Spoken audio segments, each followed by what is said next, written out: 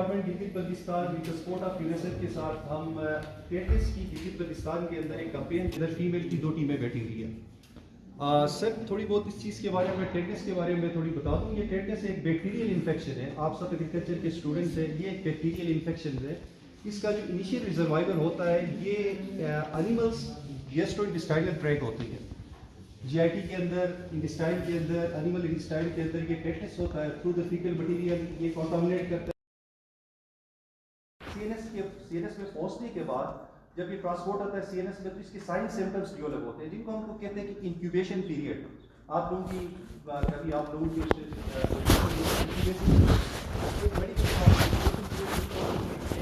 Human being का वो होती है, एक्सपोजर होती है सर्टेन किस्म का वायरस और बैक्टीरिया के साथ। जब एक्सपोजर होती है उससे जब साइन एंड सिम्टम्स डेवलप होते हैं, वो जो ड्यूरेशन दरमियान होती है इसको हम कहते हैं इंक्यूबेशन पीरियड। तो टेटनेस की incubation period is about 10 days maximum है। तो देखें 2003 से 2005 तक ग्लोबली WHO ने ये डेटा कलेक्ट की, एनालिसिस की और इसकी पब्लिकेशन की, जिसमें से 2 लाख से ज़्यादा death due to the tetanus की वजह से थी। और इन डेथ्स के अंदर 80% जो विक्टिम्स थे वो कौन थे टेटनेस से? वो न्यूनेट्स और इन्फेंट्स थे। वो कौन थे? मैंने बता दी कि 2003 से 2005 तक ग्लोबली हमने रिकॉर्ड कलेक्ट कर ली WHO ने और उसको एनालिसिस और उसकी पब्लिकेशन की, जिसके अंदर 2 लाख से ज़्यादा डेथ्स रिपोर्ट हुई। उन डेथ्स में 80% तक जो थे वो न्यूनेट्स और इन्फेंट्स थे, लेस देन 2 मंथ के बच्चे थे। तो अब इस तरफ आ जाते हैं कि इन इन्फेंट्स और न्यूनेट्स में डेथ क्यों थी? एडल्ट्स में डेथ कम थी, न्यूनेट्स और इन्फेंट्स में डेथ ज़्यादा थी। ये इसलिए थी, देखिए दीदी, आज की जो हमारी बेटियां हैं, आज की जो हमारी बहनें हैं, कल की माएँ हैं। आप सब लोगों ने एक लंबा सा एक रिप्रोडक्टिव एक साइकिल से आप लोगों ने गुजरना है। तो हमने इस वक्त मेल को टारगेट नहीं की, और फीमेल जो टारगेट की है इनको 15 to 49 ईयर्स की जो खवातीन है, जिनको हम मेडिकली कहते हैं sir CBS, child bearing age, child bearing age के 15 to 49 ईयर्स की जो खवातीन है, हम इनको फोकस कर रहे हैं पूरे पाकिस्तान में और गिलगित बल्तिस्तान में, तो जिनकी TT की वैक्सीन होगी। अब आपको ये बता रहे हैं, देखिए आप बहनें और बेटियां हैं, ये कल जब माएँ बनेंगी तो इनको एक रिप्रोडक्टिव साइकिल से गुजरना। इसमें क्या होगा? नॉर्मल डिलीवरीज भी होंगी, आप भी घर वाले हैं, मेरी भी बहनें, मेरी भी बच्चे हैं, नॉर्मल डिलीवरीज होंगी।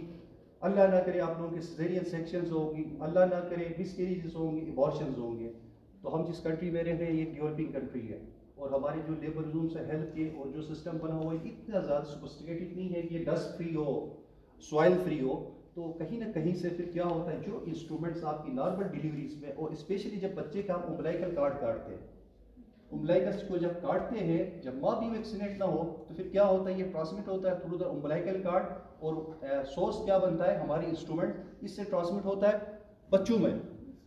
फिर बच्चों में ट्रांसमिट होता है तो 2 दिन तक बच्चे दूध तो पिएगा। 2 दिनों के बाद उसकी जो मैंने बता दी, इसके जो सिम्टम्स हैं सीवियर किस्म, जब ये बॉडी के अंदर इंटर होकर ये CNS पे पहुंच जाता है तो अनयूजुअल मसल स्टिफनेस शुरू हो जाती है, जिसमें सबसे पहले स्टार्ट होती है नेक से।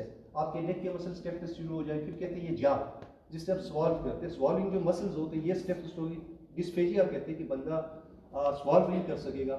फिर नेक मसल कॉन्ट्रैक्शन होगी, respiratory muscles, abdominal muscle, ultimate बंदे की डेथ होती है। तो ये जो बता रहा हूँ कि 2 लाख से ज़्यादा डेथ थी, 80% कंट्रीब्यूट करते थे न्यूनेट्स, बच्चे करते थे।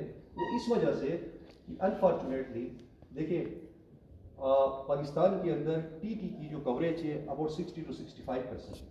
और गिलगित बल्तिस्तान की तरफ आप आ जाएँ तो गिलगित बल्तिस्तान एक न्यूली इस्टेब्लिश और लेक ऑफ रिसोर्सेज, हमारे पास ना हमारा हेल्थ सिस्टम गवर्नमेंट का इतना ज़्यादा स्ट्रॉन्ग है और स्ट्रेंथ है ना, हमारा प्राइवेट इतना एक्सपेंड हुआ है। तो हमारे यहाँ पे कवरेज वहाँ पे तो 60% है पंजाब में, KPK में।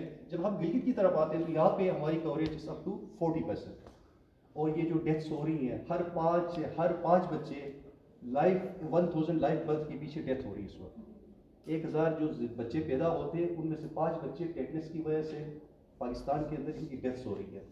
तो मेरी बहनें, आप लोग पढ़े लिखे हो, आप प्राइमरी के लिए माशाल्लाह हायर प्रोफेशन के आप स्टूडेंट्स हैं, तो हम डॉक्टर हैं।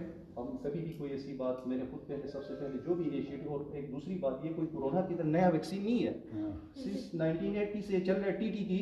वो खवातीन पे हम ज़्यादा इसलिए फोकस करें, हम मेल सारे पब्लिक सी भी हमें इंजरी होती है। मैं खुद CMO भी रहा हूँ, मेडिकल अफसर भी रहा हूँ, सर को पता है, बहुत सारे हॉस्पिटल्स में हमने ड्यूटीज़ की है। तो मेल भागते हुए आके कहते हैं सर जी हमारी तो इंजरी, हमें टीटी क्यों नहीं लगा था, हालांकि उसकी वूंड इतनी कंटामिनेट नहीं होती, लेकिन फिर भी वो इतना ज़्यादा कॉन्शियस होता है मेल कि उसको पता होता है मुझे टीटी, लेकिन हमारी खवातीन, हालांकि सबसे ज़्यादा हम कहते हैं ना फीकल मटीरियल क्या आता है सॉइल में, सॉइल के साथ मर्दों से ज़्यादा जो आप लोगों का हमारे सब एक ज़मींदार और इस तरह के घराने से हम ताल्लुक़ रखते हैं, ऐसा ही है ना।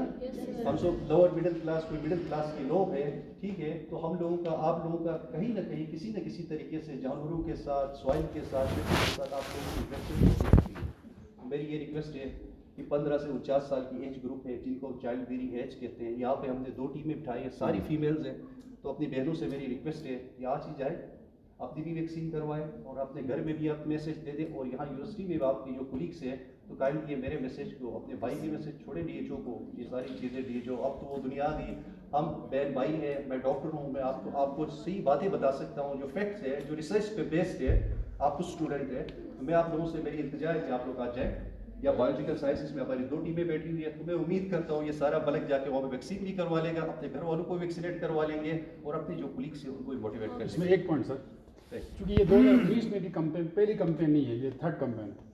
2019 और 2020 में भी ये कैंपेन हुई, तो मैं सिर्फ ये पूछना चाह रहा था कि आप में से कितनी हमारी बेटियां हैं या बहनें जिनको ये वैक्सीन लगी थी जब कैंपेन हुई थी, तो ये इसीलिए मैंने पॉइंट उठाया। अब आपने जब वहाँ आप जाएंगे तो वैक्सीनेटर को आपने बताना है कि आपका पहला टीका है टीटी का, दूसरा है या तीसरा है। तो इतनी हमारी इम्यूनाइजेशन होती है, लेकिन वो प्रेग्नेंट खवातीन के लिए करते हैं। वो पहला टीका लगता है, 2 टीके लगते हैं ड्यूरिंग प्रेगनेंसी, उसके बाद फिर 6 मंथ में, फिर 1 साल के बाद, फिर 2 साल, उसके 1 साल के अगले 1 साल के बाद, तो 5 टीके लगते हैं। इसी तरह सीवियर को भी टीके लगाते हैं। तो आपने वहाँ पे रूटीन टीके की बात नहीं करनी है, आपने जो 2019 में और 20 में जो टीके लगे थे, और बड़ी अच्छी जो है वो साइन यहाँ पर है कि आप लोगों ने काफ़ी, हमारी बेटियों ने जो है वो हैंड रेज किया, इसका मतलब ही कि आपको अवेयरनेस है। तो उम्मीद है आप सब ज़रूर इंशाल्लाह ये टीके लगाएंगे ना। आज फिर बायो के अंदर है, कल भी बायो के अंदर है, परसों फिर मुशर्रफ हॉल के अंदर है, वहाँ बकायदा वो बैनर्स वगैरह लगे। पहले तो सर ये सब मेरी बेटियां हैं, मेरी बहनें हैं, उनकी तरफ से, क्योंकि ये दीन का भी हुक्म है, जो बंधु का शुक्रिया अदा नहीं करता है वो कभी भी खुदा का शुक्रगुजार नहीं होता है। तो इन सब की तरफ से मैं आपका शुक्रिया अदा करता हूँ।